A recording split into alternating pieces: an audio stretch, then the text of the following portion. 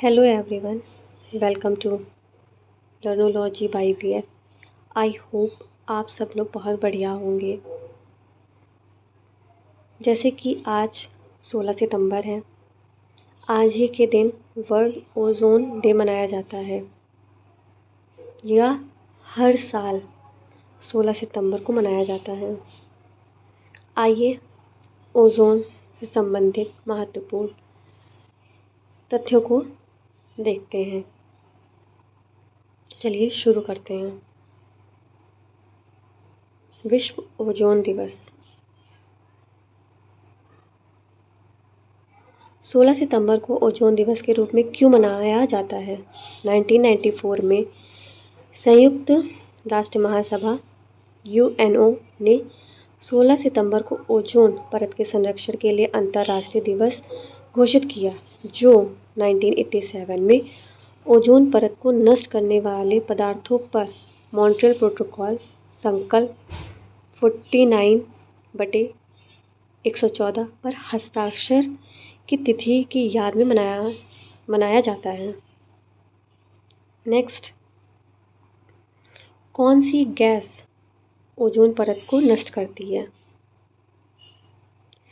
Chlorofluorocarbon CFC का इस्तेमाल 1980 के दशक तक व्यापक रूप से रेफ्रिजरेटर के रूप में किया जाता था।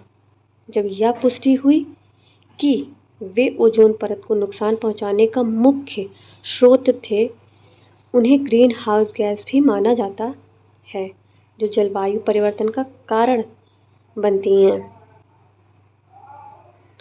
अब 16 सितंबर क्या खास है? विश्व ओजोन दिवस 16 सितंबर को मनाया जाता है। जैसे कि मैंने पहले ही बताया है कि ओजोन दिवस 16 सितंबर को मनाया जाता है और इसे ओजोन परत के संरक्षण के लिए अंतर्राष्ट्रीय दिवस के रूप में भी जाना जाता है।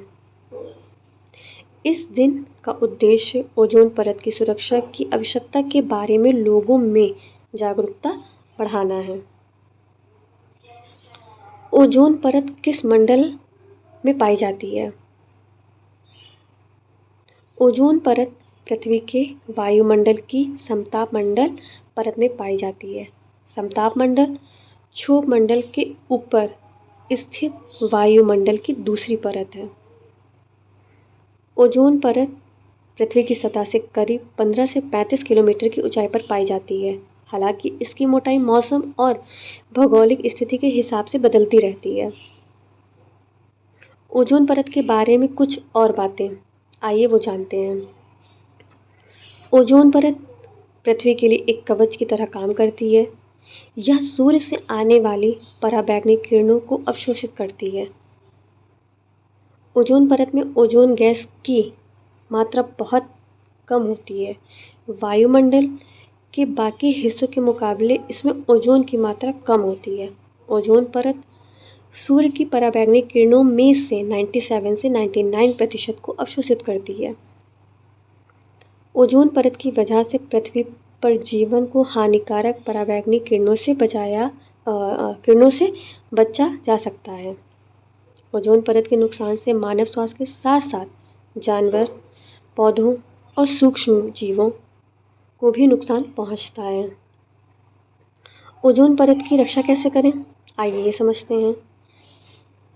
जिसमें रेफ्रिजरेटर आदि में CFC शामिल है, या परिवहन के निजी साधनों का उपयोग करने से बचाना है तथा यथासंभव सार्वजनिक परिवहन का उपयोग करना या साइकिल या पैदल चलने का प्रयास करना है, जो पर्यावरण के अनुकूल समाधान है। हमें अपनी ओजोन परत को सुरक्षित करना है। अगर हम अपनी ओजोन परत को सुरक्षित नहीं करेंगे तो सूर्य से आने वाली जो पराबैंगनी किरणें हैं वो हमें नुकसान पहुंचाएंगी, हमारे साथ साथ जानवरों को भी, पौधों को और सूक्ष्म जीवों को भी पहुंचाएंगी। तो हमें ये प्रण लेना है कि हमको क्लोरोफ्लोरोकार्बन का यूज़ या उनका प्रयोग नहीं करना है। ठीक है, बस अब मैं इतना ही कहना चाहूँगी और अब मैं इसको यहाँ पे वाइंड अप करती हूँ। आई होप आप सब लोगों को ये समझ में आया होगा। मिलते हैं नई वीडियो के साथ। Till then, do like, do share, do subscribe. Thank you so much.